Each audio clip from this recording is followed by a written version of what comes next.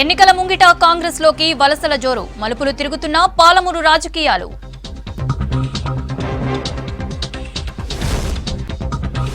Medak MP అభ్యర్థులపై వీడని suspense, ఎటు తేల్చుకోలేక Congress BRS మల్లగుల్లాలు.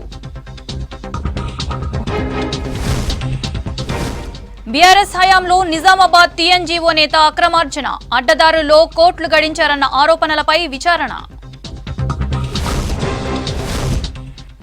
పాలకవర్గం నిర్లక్ష్యంతో జీడబ్ల్యూఎంసీకి ఆర్థిక కష్టాలు, ముందు చూపు లేక ఆర్థిక సంవత్సరానికి శాంక్షన్ కాని బడ్జెట్. 3 ఏళ్లుగా చెల్లించని పంట నష్టం పరిహారం, గత పాలకుల నిర్లక్ష్యంతో ఉమ్మడి ఆదిలాబాద్ రైతుల కష్టాలు. సింగరేణి బొగ్గు తవ్వకాలతో మసిబారుతున్న జీవితాలు, కాలుష్యంతో రోగాల బారిన పడుతున్న పరిసర గ్రామాల ప్రజలు.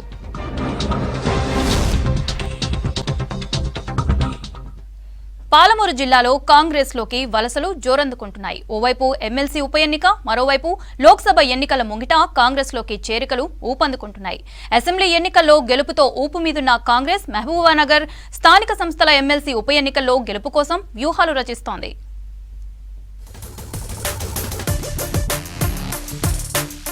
అసెంబ్లీ ఎన్నికల్లో గెలుపుతో ఊపు మీదున్న కాంగ్రెస్ మహబూబ్ నగర్ స్థానిక సంస్థల ఎమ్మెల్సీ ఉప ఎన్నికలో గెలుపు కోసం వ్యూహాలు రచిస్తోంది. మహబూబ్ నగర్ స్థానిక సంస్థల నియోజకవర్గంలో మొత్తం 1439 ఓటర్లున్నారు. ఇందులో 2 ఎంపీలు, 14 మంది ఎమ్మెల్యేలు, 3 ఎమ్మెల్సీలు, 888 మంది ఎంపీటీసీలు, 83 మంది జెడ్పీటీసీలు, 449 మంది మున్సిపల్ కౌన్సిలర్లున్నారు. స్థానిక సంస్థల్లో సంఖ్యాబలం ఎక్కువగా ఉన్న బీఆర్ఎస్ ను బలహీనం చేసేందుకు కాంగ్రెస్ కార్యాచరణ మొదలుపెట్టింది.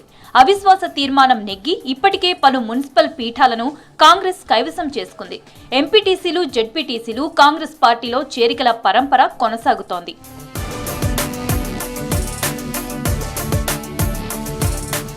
జిల్లాలో 19 మున్సిపాలిటీలుంటే మహబూబ్ నగర్, కోస్గి మున్సిపల్ పీఠాలు కైవసం చేసుకోగా గద్వాల, వనపర్తి, నాగర్ కర్నూల్, నారాయణపేటకు చెందిన బీఆర్ఎస్ కౌన్సిలర్లు కాంగ్రెస్ లో చేరారు. గెలుపును ఏకపక్షం చేసుకునేందుకు కాంగ్రెస్ ప్రయత్నిస్తోంది. సీఎం రేవంత్ రెడ్డితో కలిపి 12 మంది ఎమ్మెల్యేలు, 2 ఎంపీలు, 3 ఎమ్మెల్యేలు ఓట్ హక్కు వినియోగించుకోనున్నారు. మంత్రి జూపల్లి కృష్ణారావుతో పాటు 11 మంది ఎమ్మెల్యేలు తమ నియోజకవర్గంలో కాంగ్రెస్ సంఖ్యాబలం పెంచుకునే పనిలో ఉన్నారు. గద్వాల మున్సిపల్ చైర్మన్ 16 మంది కౌన్సిలర్లు మంత్రి జూపల్లి సమక్షంలో కాంగ్రెస్ లో చేరారు. మహబూబ్ నగర్ జెడ్పీ చైర్పర్సన్ స్వర్ణ సుధాకర్ రెడ్డి సైతం కాంగ్రెస్ లో చేరారు.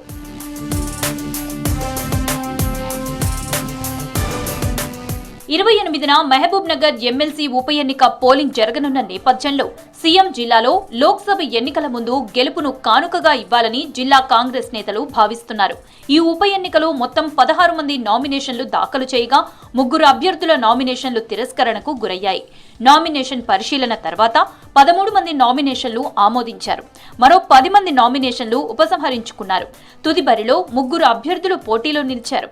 కాంగ్రెస్ నుంచి మన్నె జీవన్ రెడ్డి, బీఆర్ఎస్ నుంచి నవీన్ కుమార్ రెడ్డి, స్వతంత్ర అభ్యర్థి సుదర్శన్ గౌడ్ పోటీలో నిలిచారు.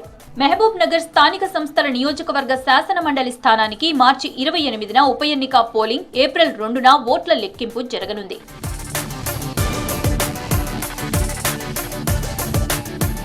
బీఆర్ఎస్ నుంచి కాంగ్రెస్ లోకి కొనసాగుతున్న వలసల జోరు కాంగ్రెస్ శ్రేణుల్లో ఉత్సాహాన్ని నింపుతోంది. గత ఎన్నికల్లో ఏకపక్షంగా ఎన్నికైతే ఈసారి మొదటి ప్రాధాన్యత ఓట్లతోనే గెలుపును కైవసం చేసుకోవాలని కాంగ్రెస్ భావిస్తోంది. మెదక్ పార్లమెంట్ స్థానంలో ఎంపీ అభ్యర్థుల ప్రకటనపై సస్పెన్స్ వీడడం లేదు. అక్కడ బీఆర్ఎస్, కాంగ్రెస్ పార్టీలకు పట్టున అభ్యర్థి ఎంపికపై మల్లగుల్లాలు పడుతున్నారు. దాంతో రోజుకో అభ్యర్థి పేరు తెరపైకి వస్తోంది.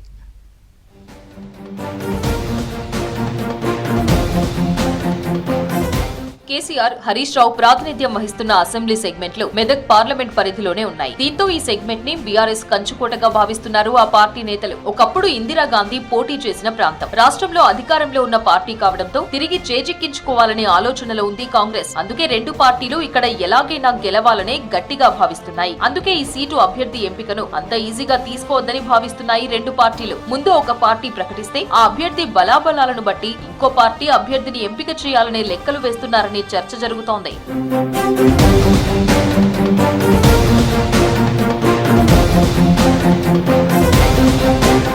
దివంగత దివంగత ప్రధాని ఇందిరాగాంధీ ప్రాతినిధ్యం వహించిన మెదక్ పార్లమెంట్ నియోజకవర్గంలో ఇప్పుడు అభ్యర్థి ఎంపిక కోసం కాంగ్రెస్ పెద్ద కసరత్తు చేస్తోంది. ఇందిరాగాంధీ మెదక్ పార్లమెంట్ స్థానం నుంచి కాంగ్రెస్ అభ్యర్థిగా విజయం సాధించి దేశ ప్రధానిగా కొనసాగారు. ఆ తర్వాతి కాలంలో ఉమ్మడి మెదక్ జిల్లాలో కాంగ్రెస్ సీనియర్ నాయకుడు దివంగత మాజీ మంత్రి ఎం బాగారెడ్డి 2 దశాబ్దాల పాటు మెదక్ పార్లమెంట్ సభ్యుడిగా ఎన్నికయ్యారు.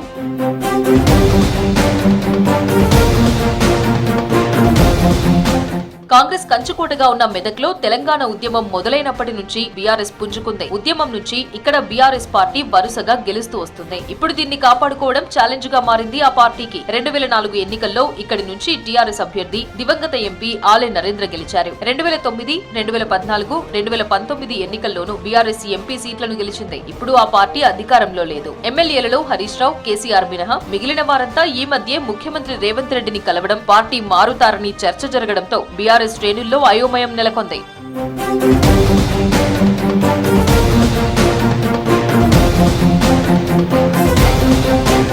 మెదక్ పార్లమెంట్ సెగ్మెంట్ లోని 7 అసెంబ్లీ స్థానాలకు గాను ఒక్క మెదక్ మినహా 6 స్థానాల్లో బీఆర్ఎస్ ఎమ్మెల్యేలు ఉన్నారు. ఇప్పుడు మెదక్ ఎంపీ అభ్యర్థి ఎవరన్నది కీలకం కానుంది. ఎంపికైన అభ్యర్థికి ఎమ్మెల్యేలంతా మద్దతిస్తారా అన్నది ప్రశ్నార్థకంగా మారింది. వంటేరు ప్రతాప్ రెడ్డి పేరు వినిపించడంతో గజ్వేల్ నియోజకవర్గ నేత అయినప్పటికీ అక్కడే సొంత పార్టీ నేతలలో తీవ్రమైన వ్యతిరేకత వస్తుండటంతో ఆయన పేరును హోల్డ్లో ఉంచారనే చర్చ జరుగుతోంది. గెలుస్తామనుకుంటున్న ఈ ఒక్క సీటును కోల్పోకుండా పార్టీలోని పెద్ద నేత ఎవరైనా పోటీ చేస్తారనే చర్చ కూడా అంతర్గతంగా జరుగుతున్నట్లు తెలుస్తోంది.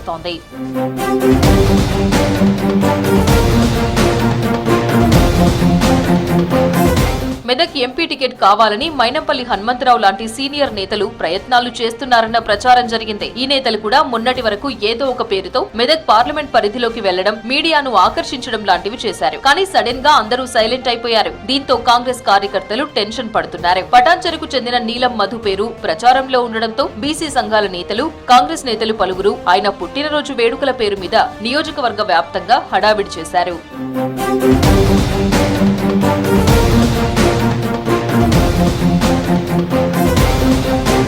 టికెట్ రేసులో పేర్లు వినిపించని మిగిలిన నేతలంతా సైలెంట్ గా ఉన్నారు. టికెట్ ఎవరికిచ్చినా గెలిపించుకుంటామంటూ కాంగ్రెస్ క్యాడర్ ఉత్సాహంతో ఉన్నారు. అభ్యర్థి కోసం ఉత్కంఠగా ఎదురు చూస్తున్నారు.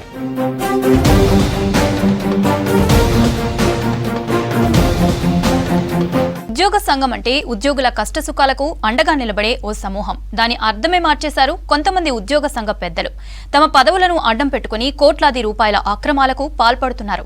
ఇటీవల నిజామాబాద్ జిల్లాకి టీఎన్జీఓ సంఘం నేతలపై పలు ఆరోపణలు రావడం ఇప్పుడు చర్చనీయాంశంగా మారింది.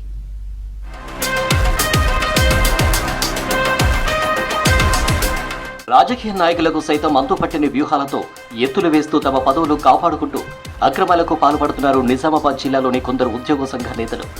ఏళ్ల తరబడి తమ పదవులకు అతుక్కుపోయి ఏ పార్టీ అధికారంలో ఉంటే ఆ పార్టీ నాయకులను ప్రసన్నం చేసుకుంటూ పబ్బం గడుపుతున్నారు. కోట్లాది రూపాయలు వెనకేసుకుంటున్నారు. తమను వ్యతిరేకించే ఉద్యోగులను, ఉద్యోగ సంఘ నేతలను తొక్కేస్తున్నారు. నిజామాబాద్ జిల్లా టీఎన్జీఓ సంఘంలో ఓ రాజకీయ పార్టీని మించిన వ్యవహారాలు నడుస్తుండటంతో ఉద్యోగులు కక్కలేక మింగలేక పరేషాన్ అవుతున్నారు. ఉద్యోగ సంఘంలో ఓ కీలక నేత వ్యవహార శైలి మోనార్కుని తలపిస్తుండటంతో ఉద్యోగులు ఆవేదన చెందుతున్నారు.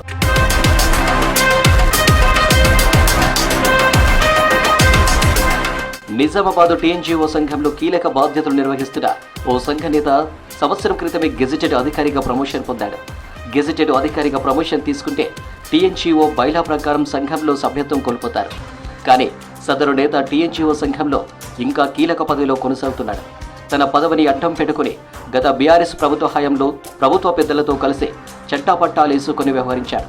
ఒక మాజీ మంత్రికి బినామీగా ఈయనకు పేరుంది. 2 మాజీ ఎమ్మెల్యేలు, ఓ మాజీ ఎంపీకి రియల్ వ్యాపారంలో సహకరిస్తూ కోట్లు గడించాడు. కండువ కప్పుకోకపోయినా బీఆర్ఎస్ పార్టీ నేతగా పనిచేశాడు. తనను ప్రశ్నించిన ఉద్యోగులు, ఉన్నతాధికారులకు మెమోలు ఇప్పించాడు. తన మాట వినని వారిని, తనకు సహకరించని వారిని బదిలీ చేయించాడు.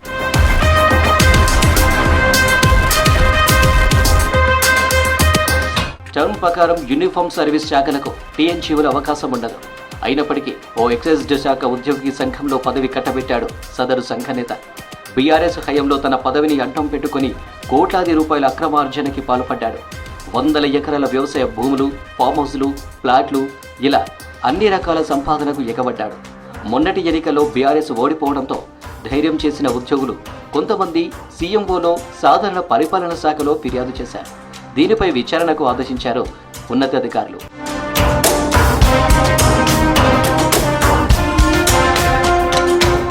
ఇన్నాళ్ళు జిల్లాలో మోనార్కుగా పనిచేసిన ఇతను ప్రభుత్వం మారటంతో జిల్లాలో సంఘం బాధ్యతల నుంచి తప్పుకునేందుకు సిద్ధమయ్యాడు.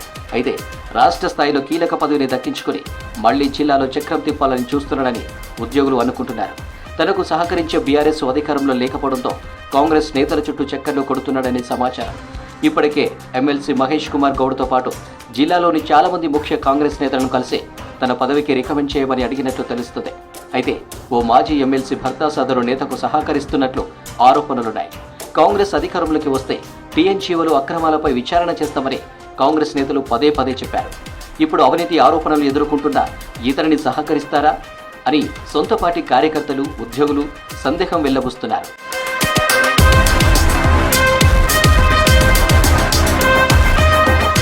నిబంధనలకు విరుద్ధంగా సంఘ భావనలు అద్దెకిచ్చి నిధులు మింగటం, పైరవీ చేసి కోట్లు గడించడం, వేధింపులపై ప్రభుత్వం చర్యలు తీసుకోవాలని ఉద్యోగ సంఘాల సభ్యులు, ఉద్యోగులు డిమాండ్ చేస్తున్నారు. ఇన్నాళ్లు తమని వేధించిన సదరు నేతపై వేటు వేయాలని కోరుతున్నారు.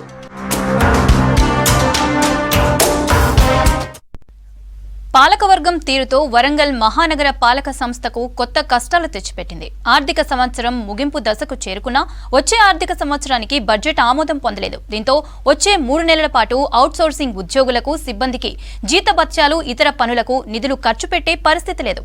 పార్లమెంట్ ఎన్నికల కోడ్ రావడంతో బడ్జెట్ ఆమోదం పొందడం ఎలా అని అధికారులు మల్లగుల్లాలు పడుతున్నారు.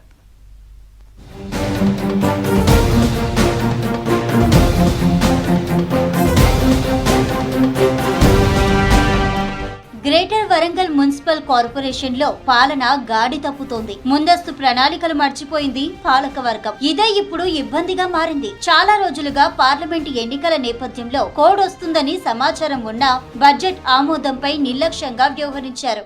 వరంగల్ మహానగరంలో ఇప్పుడున్నటువంటి నగరపాలక సంస్థ యొక్క పరిస్థితి చూస్తే అత్యంత దీన పరిస్థితుల్లో ఉన్నట్టుగా మా అందరికి అనిపిస్తున్నది.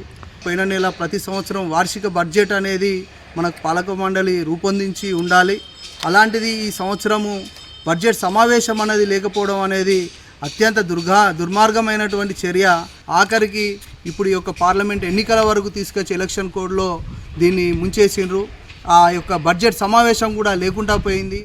రాష్ట్ర పురపాలక శాఖ నిబంధనల ప్రకారం ప్రతి ఏడాది డిసెంబరు, జనవరిలో వార్షిక పద్దు అంచనాలు, వ్యయాలు సిద్ధం చేయాలి. ఫిబ్రవరిలో ప్రత్యేక కౌన్సిల్ సమావేశం ఏర్పాటు చేసి ఆమోదించాలి. 20 ఏళ్లుగా ఈ విధానం అమలవుతోంది. 2023-24 ఆర్థిక సంవత్సరం ఈ నెల 31వ తేదీతో ముగుస్తుంది. 2024-25 ఆర్థిక సంవత్సరం బడ్జెట్ ను కౌన్సిల్ ఆమోదించలేదు. జూన్ 6వ తేదీ వరకు దేశ వ్యాప్తంగా లోక్సభ ఎన్నికల కోడ్ ఉంటుంది. ఏప్రిల్, మే, జూన్ నెలల్లో గ్రేటర్ వరంగల్ పరిపాలన సాగించడానికి ఆర్థిక పరంగా ఇబ్బందులు తలెత్తే అవకాశం ఏర్పడింది. ఒప్పంద ఉద్యోగ కార్మికుల వేతనాలు, కరెంటు, ఇంధనం బిల్లులు, ఇతర అత్యవసర చెల్లింపులను వార్షిక పద్దు ఆమోదం లేకుండా నిధులు ఎలా వినియోగించాలని అధికారులు ఆందోళనకు గురవుతున్నారు.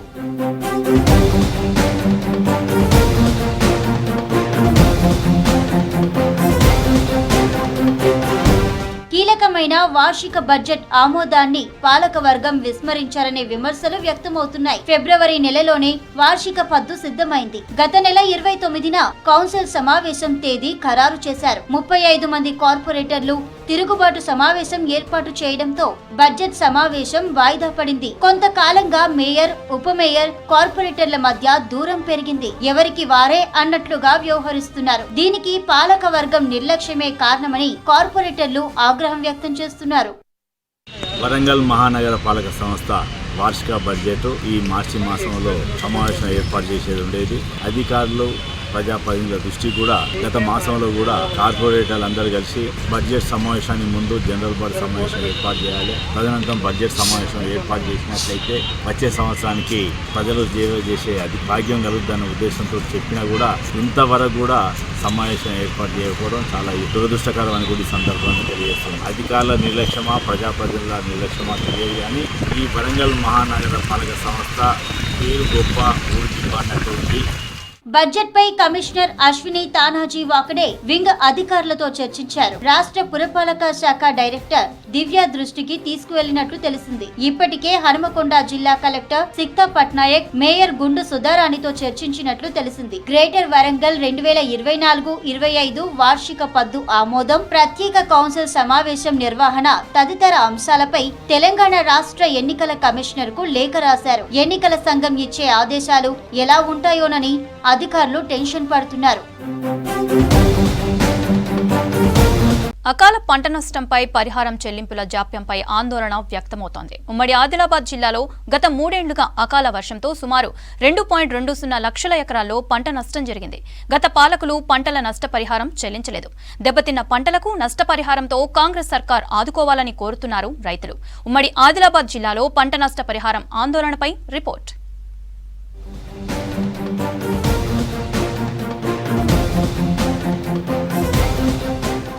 ఉమ్మడి ఆదిలాబాద్ జిల్లాలో అకాల వానలకు సుమారు 10,000 ఎకరాల్లో పంటలు దెబ్బతిన్నాయి. గత 3 ఏళ్లుగా ఉమ్మడి జిల్లాలో సుమారు 2.2 లక్షల ఎకరాల్లో పంటలు నీటిపాలయ్యాయి. ఆదిలాబాద్, నిర్మల్, మంచిర్యాల, ఆసిఫాబాద్ జిల్లాల్లో సుమారు 16 లక్షల ఎకరాల్లో పంటలు సాగు చేస్తున్నారు. ఈ ప్రాంతాల్లో 8 లక్షల మంది రైతులకు ప్రధానంగా పత్తి, సోయా, వరి పండిస్తారు. కందులు, పెసర్లు, నువ్వులు, పల్లి, సజ్జ పంటలను సాగు చేస్తారు. 2023 ఖరీఫ్ లోనే ఉమ్మడి జిల్లాల్లో అకాల వానలతో సుమారు లక్షల ఎకరాల్లో పంటలు దెబ్బతిన్నాయి. ఇప్పటి వరకు నష్టపోయిన పంటలకు పరిహారం చెల్లించలేదు గత పాలకులు.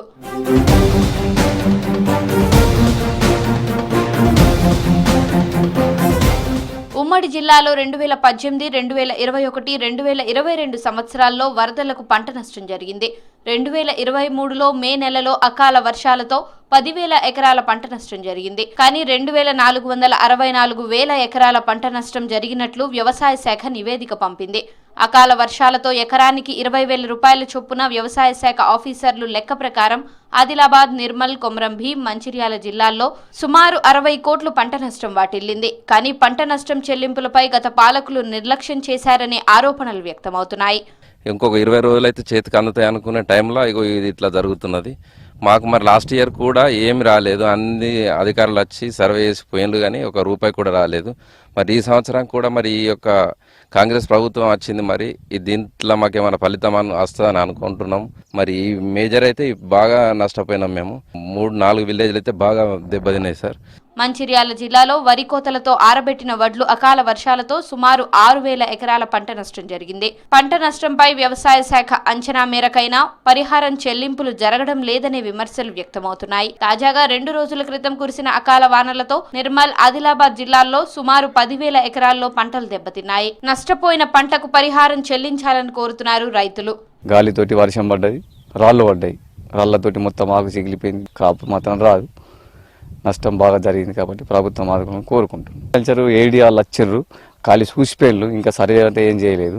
తొందరగా సర్వే చేసి గవర్నమెంట్ ద్వారా ఏమన్నా ఇప్పియాలని కోరుకుంటున్నాం. వర్షాలతో 33% నష్టం జరిగితే పంట నష్ట పరిహారం కింద లెక్కిస్తున్నారు. మరోవైపు కేంద్రానికి పంట నష్టం వివరాల నివేదిక సమర్పించిన అనంతరమే నిధులు రిలీజ్ చేస్తారు.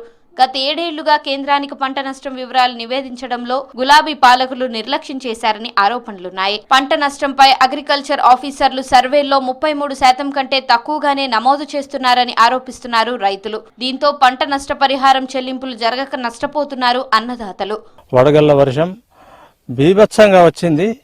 మాకు చేతికొచ్చిన పంటని బాగా డ్యామేజ్ అయిపోయింది క్రాపు. గత ప్రభుత్వంతో సర్వే చేసి సెక్రటరీకి పంపినాము. మరి డబ్బులతో రిలీజ్ అవుతున్నాయని చెప్పినా కానీ మాకు మాత్రం చేతికి అందలేదు. మాకు ఈ పంట నష్టాన్ని గవర్నమెంట్ మాకు ఇవ్వాలని మనసారా కోరుకుంటున్నాం. రైతుల ఆరోపణలపై స్పందించారు అగ్రికల్చర్ అధికారులు. నష్టపోయిన పంటల వివరాలు ప్రభుత్వానికి పంపామని చెప్పారు. కమస్కం 10 ఎకరాలలో నా పంట నష్టం జరిగింది. నాదే కాకుండా మా గ్రామం పల్లిబీలో, మరి పల్లికి, లక్ష్మీపూర్, నందిగామ, బరంపూర్, ఈ 4-5 విలేజ్లకు పూర్తిగా నష్టం జరిగింది. ఇప్పుడు వచ్చిన కాంగ్రెస్ గవర్నమెంట్ అన్నా కానీ మా రైతులను గుర్తించి న్యాయం చేయాలని మీ ద్వారా కోరుతున్నాను.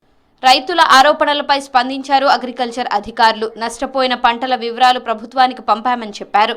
ఆదిలాబాద్ జిల్లాలో మార్చి 18, 19 తారీఖులలో భారీ వర్షానికి పంటల నష్టం జరిగింది. 18వ తారీఖున మేజర్గా తలమడుగు మండలంలో 880 ఎకరాలలో జొన్న, మొక్కజొన్న, కంది మరియు నువ్వుల పంట నష్టం జరిగింది. అట్లాగే 19వ తారీఖున కూడా వేరేగా ఒక 9 మండలాలలో 1120 ఎకరాలలో 724 మంది రైతులకు నష్టం వాటింది. దీనిని మేము ప్రిలిమినరీ రిపోర్టు ఏదైతే క్షేత్రస్థాయిలో వ్యవసాయ విస్తరణ అధికారుల దగ్గర నుంచి తీసుకొని మేము ప్రభుత్వానికి పంపించడం జరిగింది. అకాల వానలతో జరిగిన పంట నష్ట పరిహారం వీలైనంత త్వరగా చెల్లించాలని రైతులు కోరుతున్నారు.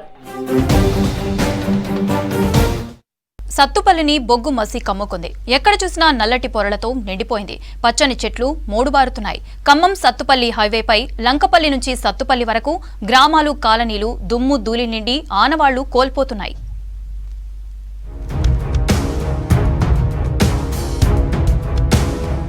సింగరేణి ఓపెన్ కాస్ట్ బొగ్గు గనుల వల్ల సత్తుపల్లి పరిసర ప్రాంతాలు కాలుష్యం బారిన పడి ప్రజలు ప్రాణాలు కోల్పోతున్నారు. కిస్టారం నుంచి సత్తుపల్లి వరకు 2 వైపులా లైట్లు లేని కారణంగా చిమ్మ చీకట్లో సత్తుపల్లి వరకు ప్రయాణికులు రావాల్సి వస్తోంది. ఈ ఏరియా మొత్తం సింగరేణి కార్యకలాపాలతో నిండుకుపోవడంతో బొగ్గు ధూళి లేచి ఎదుట వచ్చే వాహనం కనిపించకపోవడంతో యాక్సిడెంట్లు పెరిగిపోతున్నాయని ప్రజలు ఆందోళన వ్యక్తం చేస్తున్నారు. సత్తుపల్లి నుంచి కిస్టారం వరకు డివైడర్ నిర్మించి మధ్యలో లైటింగ్ ఏర్పాటు చేయమని స్థానిక ఎమ్మెల్యే నెల రోజుల క్రితం చేసిన ప్రతిపాదన బుట్ట దాఖలైనట్లుగా తెలుస్తోంది. ఏ మొక్కను తాకినా, ఏ చెట్టు పెంచుదామన్నా వాటికి మసిబట్టి నల్లగా మారిపోతున్నాయి. మోతాదుకు మించిన బ్లాస్టింగ్ ఉపయోగించడం వల్ల పట్టణంలోని నివాసాలకు పగుళ్లు ఏర్పడుతున్నాయి. వాటర్ స్ప్రింగ్ లేనందున దుమ్ము లేచి శ్వాసకోశ వ్యాధులు, కండ్ల రోగాలు ఏర్పడుతున్నాయి. అనేక మంది ఇవాళ హృద్రోగాలతో ఇబ్బంది పడుతున్నటువంటి, ఊపిరితిత్తుల సమస్యలతో ఇబ్బంది పడుతున్నటువంటి పరిస్థితి ఉంది. సింగరేణి వల్ల డస్ట్ విపరీతంగా, గాలిలో డస్ట్ వచ్చి అనేక రకాల జబ్బులతో ప్రజలు ఇబ్బంది పడుతున్నటువంటి పరిస్థితి సత్తుపల్లి ప్రాంతంలో కనబడుతుంది. లారీల మీద బొగ్గు తోలుకెళ్లే సందర్భంలో లారీల 2-3 కిలోమీటర్లు ఇక్కడ నుంచి అక్కడ మార్చుకునే సందర్భంలో దాని మీద పట్టా వేయకుండా ఉండటం వల్ల ఇబ్బంది పడతా ఉన్నాం. సత్తుపల్లి ప్రాంతంలో భూగర్భ జలాలు దారుణంగా పడిపోతున్నాయి. దేశంలోని దాదాపు 10 రాష్ట్రాలకు నీళ్లు సప్లై చేసే సిద్ధారం రోడ్లోని కిన్లే వాటర్ ప్లాంట్ నిత్యం లక్షల లీటర్ల నీటిని వాడుకోవడం వల్ల ఆ ప్రాంతంలో మోటార్లు, బోర్లు మొత్తం అడుగంటాయి. భూగర్భ జలాలు మొత్తం ఇంకిపోవడంతో ఫ్యాక్టరీ సమీపంలోని పొలాలు నీళ్లు లేక ఎండుముఖం పట్టినట్లుగా రైతులు ఆందోళన వ్యక్తం చేస్తున్నారు. మాకు ఈ బొగ్గుని గురించి అయ్యా మాకు బాధలు వచ్చినాయి, నొప్పులు, జ్వరాలు, తిరగలేకపోతున్నాం అయ్యా. మా పరిస్థితులు పట్టించుకునేవారు ఎవరు లేరు అయ్యా. మేము ఎంతకో ఇబ్బంది పడుతున్నాం. మా కాలనీ ఎంత మమ్మల్ని ఎవరు పట్టించుకోవట్లేదు అయ్యా. మేము ఎన్నిసార్లు చెప్పినా కూడా మమ్మల్ని పట్టించుకునే లేరు. ఈ బాధలతో, జ్వరాలతో, నొప్పులతో బాధపడుతున్నాం అయ్యా. మమ్మల్ని ఎవరన్నా పట్టించుకొని మాకు సహాయం చేస్తారని మేము కోరుకుంటున్నాం అయ్యా. చిన్నారుల పరిస్థితి మరీ దారుణంగా ఉంది. శ్వాసకోశ వ్యాధులతో అనేక మంది మంచం పట్టారు. గ్రామం సమీపంలోని చెరువు నీరు మొత్తం కలుషితమైంది. నీటిపై బూడిద మాదిరిగా యాసిడ్ కమ్మేసిందని, చెరువులో చేపలు, కప్పలు కూడా చనిపోయాయని స్థానికులు అంటున్నారు. సింగరేణి అధికారులకు చెప్పినా పట్టించుకోవడం లేదని ఆవేదన వ్యక్తం చేస్తున్నారు. విపరీతమైన మసి వస్తుందండి. తినే ఆహారంలో, తాగే నీళ్లు కలుషితం అయిపోయి అన్నం తినే లోపల ప్లేట్లు కూడా అన్నిటికీ పడుతుందండి. మాకు ఈ డస్ట్ వల్ల ఊపిరితిత్తుల్లో నిమ్ము, ఊపిరితిత్తులు ఇన్ఫెక్షను, బ్లడ్ ఇన్ఫెక్షను, గొంతు నొప్పులు, ఒళ్ళు అంతా దురదలు, అలర్జీ. అసలు కనీసం మేము ఒళ్ళు మంటలు, ఏది మనం సుఖంగా ఉండే పరిస్థితి లేకుండా ఉంది. పచ్చగా ఉన్న సత్తుపల్లిలో సింగరేణి చిచ్చు పెట్టిందనే అభిప్రాయం వాతావరణ నిపుణులు వ్యక్తం చేస్తున్నారు. గాలి, నీరు, ధ్వని కాలుష్యం రోజు రోజుకు పెరిగిపోతోందని, విపరీతమైన కాలుష్యం కారణంగా ప్రజలు రోగాల బారిన పడుతున్నారని అన్నారు. బొగ్గు రవాణా చేస్తున్న లారీలు నిబంధనలు పాటించడం లేదని, అయినా అధికారులు పట్టించుకోవడం లేదని ఆరోపించారు. బొగ్గు నుంచి చెట్ల నిండా పడిపోతుండే, అది మా నోట్లో పోవట్లేదా? ఆ రోగం మాకు రావట్లేదయ్యా. ఆ మిషన్ పెట్టాడయ్యా. లేకపోతే వరకు ఏ రోగాలు ఉండే మాకు? పొద్దా నాగలు దున్నుకొని గొడ్లకాడి కాసుకొని రాత్రి 10 దాకా కూడా తిరిగి వచ్చిన రోజులు ఉండే. ఇవాళ ఏంటి తెల్లపాటి ముంచుకొస్తుండే రోగం. ఈ ప్రాంతంలో బొగ్గు తవ్వకాల మూలంగా వచ్చే డబ్బు ఈ ప్రాంతానికి ఖర్చు పెట్టకుండా రాష్ట్ర వ్యాప్తంగా అన్ని జిల్లాలకు ఇవ్వడం వల్ల ఈ ప్రాంతం అభివృద్ధికి నోచుకోలేకపోతోందని రాజకీయ నాయకులు అంటున్నారు. డిఎంఎఫ్టి నిధులు పెద్ద సంఖ్యలో రాష్ట్ర ఖజానాకు చేరుతున్నాయని ఆరోపిస్తున్నారు. అటవీ సంపద అనేది ఉండేదండి, అడవులు ఉండేదండి, సస్యశ్యామలంగా ఉండేదండి. ఎప్పుడైతే ఈ సింగరేణి ఒత్తి పడిందో, ఈ శైల బంకర్ ఎప్పుడైతే నిర్మించినారో, ఆ శైల బంకర్ నిర్మించిన తర్వాత పదుల సంఖ్యలో ఇంకా విపరీతంగా ఇంకా విపరీతంగా మరణాలు జరుగుతున్నాయండి. ఇప్పుడు మేము ప్రస్తుతం చూసుకుంటేనండి ఎవరి ప్రాణాలు ఎప్పుడు పోతాయో కూడా తెలియలేని పరిస్థితిలో ఉన్నామండి. మరి ఇంటికి ముగ్గురు చొప్పున మంచాలను పడి ఉన్నారండి. కాలుష్య నియంత్రణ అధికారులు క్షేత్రస్థాయిలో తమకు జరుగుతున్న నష్టాన్ని చూడాల్సిందిగా స్థానిక ప్రజలు కోరుతున్నారు. భువనగిరి పార్లమెంట్ సిపిఎం అభ్యర్థిగా జహంగీర్ను ప్రకటించారు ఆ పార్టీ కేంద్ర కమిటీ సభ్యులు చేరుపల్లి సీతారాములు. ఎన్నికల్లో డబ్బుల ప్రమేయం లేకుండా చేసి సత్తా చూపిస్తామన్నారు. కొన్ని పార్టీలు కులం మతం అడ్డం పెట్టుకుని ప్రజలను అణగదొక్కుతున్నాయని విమర్శించారు. ఎన్నికలు వచ్చినప్పుడే రాజకీయ పార్టీలకు ప్రజలకు గుర్తు వస్తారని ఎద్దేవా చేశారు. ప్రజా సమస్యలపై ప్రజలను కదిలించడమే తమ లక్ష్యమన్నారు సీతారాములు. ఒక్క సీటు తప్పనిసరి పోటీ చేయాలనేది మా పార్టీ సెంట్రల్ కమిటీ తీర్మానం చేసింది. భువనగిరి యాదాద్రి జిల్లాకు సంబంధించినటువంటి భువనగిరి పార్లమెంట్ నియోజకవర్గం పోటీ చేయడం అవసరమని పార్టీ భావించింది.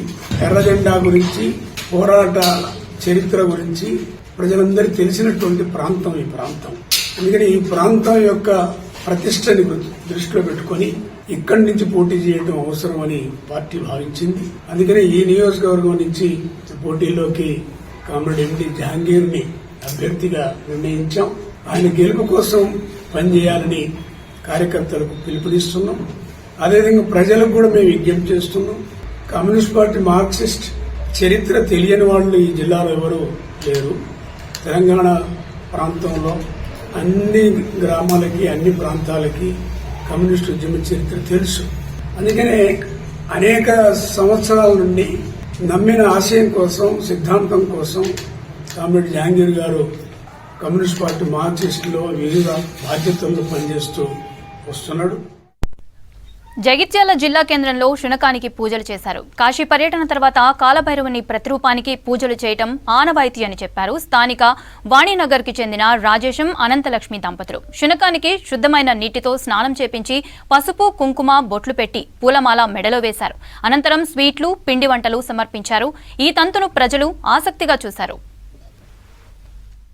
నాగమల్ల రాజేశం అనంతలక్ష్మి దంపతులు వారి కాశీ యాత్ర ముగించుకొని ఆ మహాశివుని దర్శనం అయిన తర్వాత కాలభైరవునికి పూజ చేయాలన్న సంకల్పంతో మా ఇంటికి వచ్చి మా ఇంట్లో ఉన్న మా జూలి పుష్పాపకి పూజలు చేశారు. బొట్టు పెట్టి పసుపు కుంకుమ వేసి పూలకణ వేసి మరియు పిండి పదార్థాలు, స్వీట్లు అన్నీ ఇచ్చి కాలభైరవుని కాళ్ళు మొక్కి వారు పూజలు చేశారు.